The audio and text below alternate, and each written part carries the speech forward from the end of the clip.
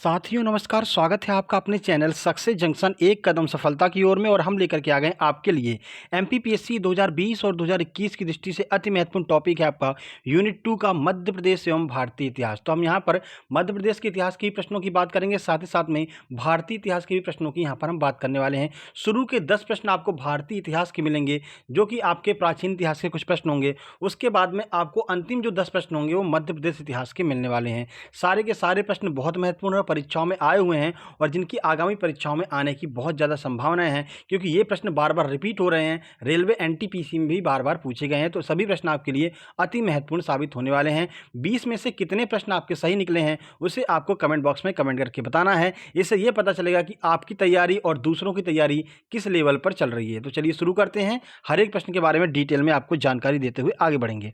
आइए देखते हैं पहला प्रश्न।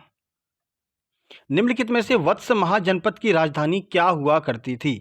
मथुरा, श्रावस्ती, कौशाम्बी या फिर तक्षशिला। जो 16 महाजनपद है, तो महाजनपद से एक प्रश्न जरूर पूछा जाता है। तो बताइए कि क्या हुआ करती थी वत्स महाजनपद की राजधानी। आइए आंसर देख लेते हैं। सही आंसर है सी, यानी कि जो कौशाम्बी है वो वत्स महाजनपद की राजधानी हुआ करती थी। तो बाकी के जो ऑप्शन है, जैसे कि मथुरा है, श्रावस्ती है, तक्षशिला है, ये किसकी राजधानी हुआ करती थी, ये भी आइए देख लेते हैं। तो वत्स महाजनपद की राजधानी कौशाम्बी हुआ करती थी, कौशल महाजनपद की राजधानी श्रावस्ती हुआ करती थी, सूरसेन महाजनपद की राजधानी मथुरा हुआ करती थी और गांधार महाजनपद की राजधानी तक्षशिला हुआ करती थी। तो चारों राजधानियों को, चारों महाजनपदों को आपको याद रखना है, ठीक है। कोई भी आपके एग्जाम में पूछा जा सकता है। चलिए आगे बढ़ते हैं, अगला प्रश्न देखते हैं। महाजनपद काल में उज्जैन की राजधानी का क्या नाम हुआ करता था? अवंतिका, तक्षशिला, श्रावस्ती या फिर कान्यकुब्ज। चलिए आंसर देख लेते हैं। सही आंसर ए, यानी कि अवंतिका जो है वो महाजनपद काल में उज्जैन की राजधानी का नाम हुआ करता था। इसे अवंतिका या फिर अवंती भी कहा करते थे। तो उज्जैन का प्राचीन नाम उज्जैनी था और राजधानी अवंतिका हुआ करती थी। यह मध्य प्रदेश का प्रमुख शहर है। उज्जैन क्षिप्रा नदी के किनारे बसा हुआ है। विक्रमादित्य के राज्य की राजधानी थी उज्जैन। इसे कालिदास की नगरी भी कहा जाता है, ठीक है। और यहाँ पर अशोक ने भी शासन किया था, ये भी आपको याद रखना है। अशोक की भी राजधानी उज्जैनी की अवंतिका ही हुआ करती थी, ठीक है। चलिए आगे बढ़ते हैं, अगला प्रश्न देखते हैं। नंद वंश का संस्थापक कौन था, यह आपसे पूछा जा रहा है। घनानंद, महापद्मनंद, कालाशोक या फिर नागार्जुन। ये बहुत कंफ्यूजिंग प्रश्न है, लोग जल्दबाजी में गलत करके आते हैं। वैसे आप गलत नहीं करेंगे, लेकिन जल्दबाजी में इसे गलत करके आते हैं। आइए आंसर देखते हैं। सही आंसर इसका बी, यानी कि महापद्मनंद जो है वो नंदवंश का संस्थापक था। सर आखिरी शासक कौन था? तो घनानंद जो है वो नंदवंश का आखिरी जो है शासक था। ये आपको याद रखना है, घनानंद और महापद्मनंद में यही अंतर है, ठीक है। देखिए कुछ जानकारी। तो नंदवंश की स्थापना महापद्मनंद ने की थी। महापद्मनंद को सर्व छत्रांतक भी कहा जाता था। तो याद रखिएगा, सर्व छत्रांतक के नाम से कौन प्रसिद्ध था? तो वो आपका महापद्मनंद ही प्रसिद्ध था, ठीक है। चौथी 5वीं सदी में उत्तरी भारत के विशाल भाग पर महापद्मनंद के द्वारा शासन किया गया था, ठीक है। आगे बढ़ते हैं, अगला प्रश्न देखते हैं। प्राचीन भारत में पहला विदेशी आक्रमण किसके द्वारा किया गया था? ईरानियों द्वारा, यूनानियों द्वारा, शकों द्वारा या फिर कुषाणों द्वारा। चलिए आंसर देख लेते हैं। सही आंसर है ए, यानी कि ईरानियों द्वारा प्राचीन भारत में पहला विदेशी आक्रमण भारत पर किया गया था। कुछ जानकारी आपको देते हैं। तो भारत पर प्रथम विदेशी आक्रमण ईरान के हकमनी वंश के राजा साइरस ने किया था, जो कि असफल रहा था। तो पहला जो आक्रमण था वो असफल रहा था। प्राचीन काल में ईरान को पर्सिया कहते थे। भारत में प्रथम सफल विदेशी आक्रमण भी ईरान के राजा के द्वारा किया गया था। वो राजा कौन था? तो डेरियस प्रथम ने जो है प्रथम सफल आक्रमण किया था, जिसका नेतृत्वकर्ता कौन था? स्काई लॉक जो है वो यहाँ पर डेरियस का जो है नेतृत्व करता था, जो प्रथम सफल आक्रमण ईरानियों के द्वारा किया गया था। स्काई लॉक वाला ये जो प्रश्न है ये आपके एनटीपीसी में पूछा गया था कि प्रथम सफल आक्रमण का नेतृत्वकर्ता कौन था। तो नेतृत्वकर्ता स्काई लॉक था, और जबकि राजा कौन था? तो डेरियस प्रथम या फिर दाराबाहु प्रथम जो है ये राजा था। आगे बढ़ते हैं, अगला प्रश्न देखते हैं। 16 महाजनपदों की सूची कहाँ पर उपलब्ध है? तो जो आपको 16 महाजनपद दिखाई दे रहे हैं, तो इनके बारे में हमें जानकारी कहाँ से प्राप्त होती है? सीधे सीधे यह प्रश्न आपसे पूछा गया है। महाभारत में, अंगुत्तर निकाय में, छांदोग्य उपनिषद में या फिर संयुक्त निकाय में। तो कहाँ से हमें जानकारी प्राप्त होती है 16 महाजनपदों की? सही आंसर है बी, यानी कि अंगुत्तर निकाय से हमें 16 महाजनपदों के बारे में जानकारी प्राप्त होती है। तो 16 महाजनपदों की सूची बौद्ध ग्रंथ अंगुत्तर निकाय से मिलती है। इनमें मगध, अवंती, कौशल सबसे प्रमुख हुआ करते थे, ठीक है। ये सबसे प्रमुख हुआ करते थे, जिनमें से मगध ने कालांतर में 16 महाजनपदों में सर्वोच्च स्थान प्राप्त करने में सफलता प्राप्त की। इन सभी 16 महाजनपदों में पहले स्थान पर कौन रहा करता था? तो मगध जो है वो पहले स्थान पर रहा करता था, ठीक है। आगे बढ़ते हैं। निम्नलिखित में से किसे उग्रसेन, जिसका अर्थ होता है भयानक सेना का स्वामी, कहा जाता था? तो उग्रसेन के नाम से कौन यहाँ पर प्रसिद्ध था? महापद्मनंद, घनानंद, शिशुनाग या फिर बिंबिसार? आइए आंसर देखते हैं। सही आंसर ए यानी कि महापद्मनंद को उग्रसेन भी कहा जाता था। उग्रसेन का अर्थ क्या होता है? भयानक सेना का स्वामी। देखिए, महापद्मनंद मगध का वीर और प्रतापी शासक था। महापद्मनंद को उग्रसेन के नाम से जाना जाता था। उसका जन्म शिशुनाग वंश के अंतिम राजा महानंदी के दासी के गर्भ से हुआ था। उसने महानंदी की हत्या करके मगध की राजगद्दी पर अधिकार कर लिया। ठीक है, तो अपने पिता महानंदी को मार करके जो है उनकी राजगद्दी पर अपना अधिकार कर लिया महापद्मनंद ने। ठीक है, चलिए आगे बढ़ते हैं और अगला प्रश्न देखते हैं। 323 ईसा पूर्व में सिकंदर की मृत्यु कहाँ पर हुई थी? फारस में, बेबीलोन में, मैसिडोनिया में या फिर तक्षशिला में? आइए आंसर देखते हैं। सही आंसर है बी यानी कि बेबीलोन में 323 ईसा पूर्व सिकंदर की मृत्यु हुई थी। कुछ जानकारी आपको बताते हैं। तो सिकंदर को वापस लौटते समय अनेक गणराज्यों के विरोध का सामना करना पड़ा, जिनमें सबसे प्रबल विरोध मालव तथा शूद्र गणों का था। इसमें सिकंदर घायल हो गया, फिर भी मालव नरेश पराजित हो गए। मतलब सिकंदर घायल तो हो गया, लेकिन उसने मालवा के राजा को पराजित कर दिया था। वापस लौटते समय 323 ईसा पूर्व में बेबीलोन में सिकंदर की मृत्यु हो गई। देखिए, जब ये यहाँ से गया था तो इन राजाओं को हराते हुए गया था। ठीक है, तो ये राजा भी बैठे थे कि बेटा लौटोगे तो तुम यहीं से, ठीक है, तब तुमसे हम निपटेंगे, कोई और दूसरा रास्ता तो है नहीं।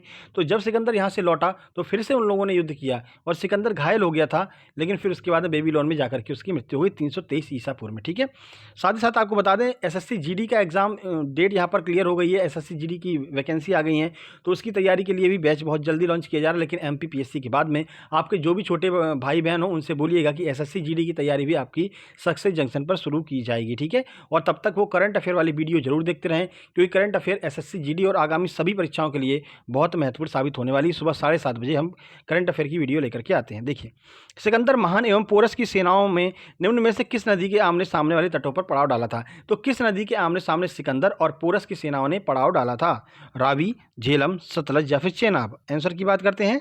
सही आंसर बी यानी कि झेलम नदी के तट पर इन दोनों सेनाओं ने अपना अपना पड़ाव डाला था। देखिए, कुछ जानकारी देते हैं। तो सिकंदर का सबसे महत्वपूर्ण युद्ध झेलम नदी के तट पर राजा पुरु या इन्हें पोरस भी कहते थे के साथ में हुआ था। इस युद्ध को बितस्ता या फिर हाइडेस्पीज का युद्ध भी कहते हैं। ठीक है, तो झेलम, बितस्ता या फिर हाइडेस्पीज का युद्ध भी इसी युद्ध को कहते हैं। महाराजा पुरु सिंध, पंजाब सहित एक बड़े भूभाग के स्वामी थे। ठीक है, तो ये भी आपको याद रखना कि कहाँ के राजा थे महाराजा पुरु। तो याद रखिएगा सिंध और पंजाब के राजा थे महाराजा पुरु या फिर जिन्हें पोरस कहते हैं। पोरस और सिकंदर के मध्य जो युद्ध हुआ था उसे झेलम या फिर हाइडेस्पीज या फिर झेलम बितस्ता का युद्ध भी कहते हैं। आगे बढ़ते हैं। हर्यक वंश के किस शासक को कुड़िक कहा जाता है? ठीक है, कुड़िक नाम से कौन प्रसिद्ध था? बिंबिसार, उदयन, अजातशत्रु या फिर अशोक? आइए आंसर देखते हैं। सही आंसर सी यानी कि अजातशत्रु को कुड़िक नाम से जाना जाता था। तो बिंबिसार के बाद अजातशत्रु मगध के सिंहासन पर बैठा। इसके बचपन का नाम कुड़िक था।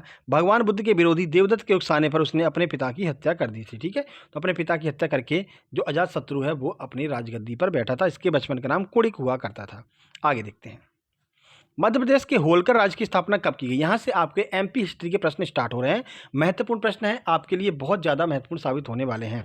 तो मध्य प्रदेश के होलकर राज्य की स्थापना कब की गई? 1697, 1719, 1739 या फिर 1787? आंसर की बात करें, सही आंसर सी यानी कि 1739 में होलकर वंश की स्थापना की गई थी। तो मध्य प्रदेश में होलकर राजवंश की नींव जो है 1739 में डाली गई। इसके संस्थापक कौन थे? तो मल्हार राव होलकर जो है वो इसके संस्थापक थे होलकर राजवंश के। सिंधिया वंश का पूछ लिया जाए तो महादजी सिंधिया जो है उन्होंने सिंधिया वंश की स्थापना डाली थी। ठीक है, याद रखिएगा। हालांकि 1732-33 में इन्हें इंदौर मिल गया था, लेकिन उस समय इन्होंने इंदौर को राजधानी नहीं बनाया था। ठीक है, 1818 में इंदौर को होलकरों के द्वारा इंदौर को राजधानी बनाया गया। तो यह प्रश्न कई बार पूछा गया कि इंदौर को राजधानी कब बनाया गया? तो 1818 में इंदौर को राजधानी बनाया गया था। आगे बढ़ते हैं। आल्हा उदल का संबंध किस क्षेत्र से है? चंदेरी से, विदिशा से, महोबा से या फिर पन्ना से? आइए आंसर देखते हैं। सही आंसर सी यानी कि महोबा से संबंधित हैं आल्हा और उदल। तो आल्हा उदल का संबंध महोबा क्षेत्र से है। आल्हा उदल की 52 लड़ाइयाँ सबसे ज़्यादा प्रसिद्ध हैं। ठीक है, 52 लड़ाइयों के नाम से यहाँ पर एक फेमस यहाँ पर जो है आल्हा खंड भी गाया जाता है। 52 लड़ाइयों के बारे में जानकारी प्रदान की जाती है। इनके ऐतिहासिक दृष्टांत को जगनिक कवि के द्वारा यहाँ पर बताया गया है। तो जगनिक के द्वारा आल्हा उदल की वीर गाथाओं को यहाँ पर गाते हुए बताया गया है। ठीक है, चलिए आगे बढ़ते हैं। भारत में इंग्लैंड का कौन सा राजदूत जहांगीर के पीछे अजमेर से मांडू तक चला आया था? Robert Clive, Thomas Roe, lord एस्टर या फिर क्लाइड? चलिए आंसर की बात करते हैं। सही आंसर है बी यानी कि टॉमस रो जो है वो भारत में इंग्लैंड का एक ऐसा राजदूत था जो जहांगीर के पीछे पीछे मांडू तक चला आया। कब आया था? 1615 ईस्वी में। ठीक है, आगे बढ़ते हैं। अकबर के साथ युद्ध करने वाली दुर्गावती कहाँ की रानी थी? मंडला, मांडू, असीरगढ़ या फिर रामगढ़?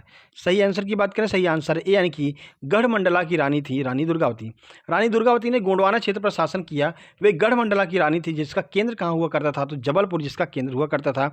इन्होंने अकबर के साथ में युद्ध किया था। ठीक है, तो अकबर के विरुद्ध युद्ध किया था रानी दुर्गावती ने, मंडला क्षेत्र से संबंधित है। आगे बढ़ते हैं।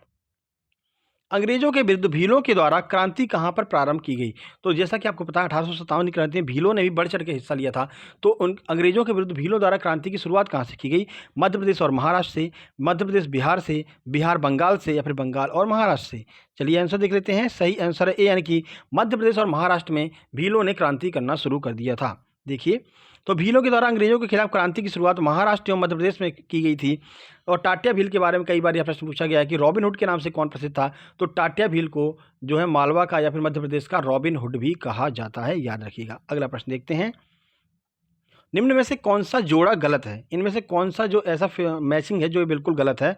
तो भोजधार, दुर्गावती गोंडवाना, अशोक ग्वालियर या फिर समुद्रगुप्त बिरसा? यानी कि एक तरफ आपको शासक दिए हुए हैं, दूसरी तरफ इन्होंने कहाँ पर शासन किया वो बताया गया है। तो बताइए कौन सा जोड़ा इसमें गलत है? आइए आंसर देखते हैं। सही आंसर सी यानी कि जो अशोक है, अशोक ने ग्वालियर में शासन नहीं किया था। सम्राट अशोक उज्जैन का सम्राट था। उज्जैन की प्राचीन राजधानी अवंतिका हुआ करती थी, हमने आपको बताया है। बाकी राजा भोज ने धार पर शासन किया था। धार में फड़के स्टूडियो, याद रखिएगा। ठीक है, दुर्गावती ने गोंडवाना पर शासन किया था, गढ़मंडला की ये रानी थी। और जो है समुद्रगुप्त ने बिरसा पर शासन किया था। बिल्कुल सही सही मैचिंग है। ठीक है, केवल अशोक ने जो है ग्वालियर पर शासन न करते हुए उज्जैन पर शासन किया था। आगे बढ़ते हैं। किसने 1857 के संग्राम में अंग्रेजों के साथ में संघर्ष किया था? चंद्रशेखर आजाद ने, रामप्रसाद बिस्मिल ने, शहादत खान ने, माखनलाल चतुर्वेदी ने? बड़े गौर से इस प्रश्न को पढ़िएगा। ठीक है, जल्दबाजी में आंसर नहीं लगाना है। आइए आंसर देखते हैं। सही आंसर है सी यानी कि शहादत खान ने 1857 के संग्राम की बात कर रहे हैं। तो शहादत खान ने यहाँ पर अंग्रेजों के विरुद्ध युद्ध किया था। कहाँ से युद्ध किया था? तो इन्होंने महू क्षेत्र, इंदौर का जो महू क्षेत्र है जहाँ से आपकी एक बहुत महत्वपूर्ण नदी निकलती है, और वो नदी कौन सी है उसी के बारे में आपको कमेंट करना है। ठीक है ना। चलिए, आपका आज का प्रश्न आपका बन गया कि इंदौर के महू की जानापा पहाड़ी से कौन सी नदी निकलती है? कमेंट बॉक्स में कमेंट कीजिएगा। तो यहाँ से जो है इन्होंने, शहादत खान ने यहाँ से इस 1857 की क्रांति का नेतृत्व किया था। आगे बढ़ते हैं। मध्य प्रदेश के किस स्थान से कुषाण नरेश बिम कटविशिष का सिक्का प्राप्त हुआ है? विदिशा, सागर, सिवनी, होशंगाबाद? आइए आंसर देखते हैं। सही आंसर ए यानी कि विदिशा से, मध्य प्रदेश के विदिशा नामक स्थान से कुषाण नरेश बिम कटविशिष का सिक्का प्राप्त हुआ है। तो कुषाण वंश का सर्वप्रथम महत्वपूर्ण राजा कुजुल कटविशिष था। ठीक है, तो पहला महत्वपूर्ण राजा कौन था? कुजुल कटविशिष था। ठीक है, उसकी मृत्यु के उपरांत बिम कटविशिष इसका उत्तराधिकारी हुआ, जिसका एक सिक्का मध्य प्रदेश के विदिशा जिले से भी प्राप्त हुआ है। आगे बढ़ते हैं, अगला प्रश्न देखते हैं। कैम्ब्रिज विश्वविद्यालय के दल ने मध्य प्रदेश के किस स्थान से सिंधु घाटी सभ्यता के चिन्ह प्राप्त किए हैं? यह भी बहुत महत्वपूर्ण प्रश्न है कि सिंधु घाटी सभ्यता के चिन्ह मध्य प्रदेश में कहां पर प्राप्त किए गए? उज्जैन, ग्वालियर, जबलपुर, रतलाम? चलिए आंसर देख लेते हैं। सही आंसर है सी यानी कि जबलपुर से सिंधु घाटी सभ्यता के यहाँ पर चिन्ह मिले हैं। तो कैम्ब्रिज विश्वविद्यालय के एक दल ने सन 1932 में सिंधु घाटी सभ्यता के चिन्ह मध्य प्रदेश के जबलपुर और बालाघाट से प्राप्त किए। तो जबलपुर और बालाघाट में जो है यहाँ पर सिंधु घाटी सभ्यता के चिन्ह प्राप्त हुए हैं। ठीक है, पन गुड़रिया से क्या प्राप्त हुआ है? पन गुड़रिया बहुत फेमस है, आपने नाम सुना भी होगा। अगर नहीं सुना, ऐसे ही प्रश्न तो पूछे जाते हैं एग्जाम में। ठीक है ना। तो पन गुड़रिया से क्या प्राप्त हुआ? शिलालेख, पाषाण पत्थर, गुफा या फिर इनमें से कोई नहीं? आंसर की बात करें, सही आंसर बी यानी कि पाषाण जो पत्थर हैं, जो पुराने पत्थर हैं, वो पुराने पत्थर नहीं होगा इसका आंसर। इसका आंसर शिलालेख होना चाहिए। ठीक है ना। तो इसका आंसर होगा आपका शिलालेख। अशोक के शिलालेख यहाँ पर पाए गए हैं पन गुड़रिया से, याद रखिएगा। ए इसका आंसर हो जाएगा। ठीक है, चलिए देखिए कुछ जानकारी आपको देते हैं। तो देखिए, मौर्य सम्राट अशोक के लघु शिलालेखों को मध्य प्रदेश के 5 स्थलों से प्राप्त किया गया है। वे 5 स्थल कौन कौन से हैं? तो रूपनाथ, गुजर्रा, सारोमारो, सांची एवं पन गुड़रिया। तो यहाँ 5 स्थान से जो है सम्राट अशोक के जो है शिलालेखों की प्राप्ति हुई है। ठीक है, तो पन गुड़रिया से सम्राट अशोक के शिलालेख प्राप्त हुए हैं, याद रखिएगा। आगे बढ़ते हैं। शत्रुघ्न के पुत्र शत्रुघाती ने मध्य प्रदेश के किस क्षेत्र में शासन किया था? कौशन में, दरसाण में, मालवा में या फिर सिवनी में? आइए आंसर देखते हैं। सही आंसर बी यानी कि दरसाण, जिसे विदिशा कहते हैं, यहाँ पर शत्रुघ्न के पुत्र शत्रुघाती ने शासन किया था।